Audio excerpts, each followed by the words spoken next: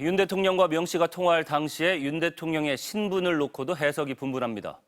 당시 통화 내용이 정치적 중립 의무를 규정한 공직선거법에 위반된다는 건데 대통령실은 취임을 하루 앞둔 당선인, 즉 민간인 신분이라 공직선거법 적용을 받지 않는다고 주장하고 있습니다.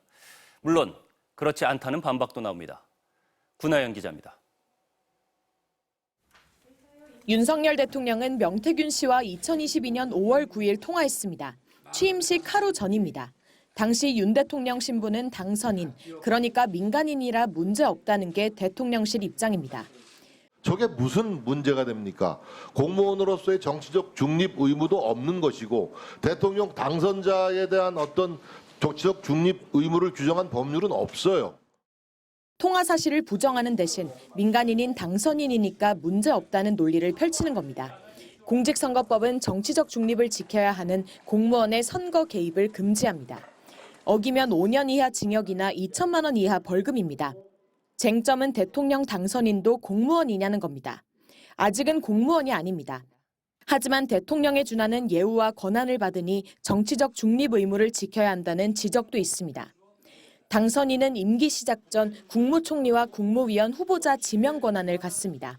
또 공무원뿐만 아니라 기타 정치적 중립을 지켜야 하는 자도 정치 중립 의무 대상으로 삼고 있으니 입법 취지를 고려하면 법 적용 대상에 당선인까지 넣어야 한다는 의견도 있습니다. 대통령의 권력을 사전에 확보하고 있는 존재라고 해도 과언이 아닌 거죠. 그렇기 때문에 직책상의 의무라든지 또는 신분적인 제약이라든지 이런 것들이 같이 적용돼야 되는 거죠. 공천 개입 시점을 통화한 5월 9일이 아니라 공천이 확정돼 발표된 5월 10일로 봐야 한다는 주장도 있습니다. 5월 10일은 윤 대통령이 국군 통수권을 이양받으면서 공식 임기가 시작된 날입니다. 공천 개입 내지는 지원 추천을 언제 했느냐 이것만 따질 게 아니라 실제 그 당에서 그 공천이 이루어졌을 때 후보자로 확정되었을 때 선거의 개입 그 행위가 완성된다고 봐야 될 겁니다. 민주당은 추가로 공개할 녹취가 있다고 예고하고 있습니다. 대통령직 취임 이후 녹취가 나온다면 당선인 신분 논쟁은 의미 없어질 수 있습니다. MBC 뉴스 구나연입니다.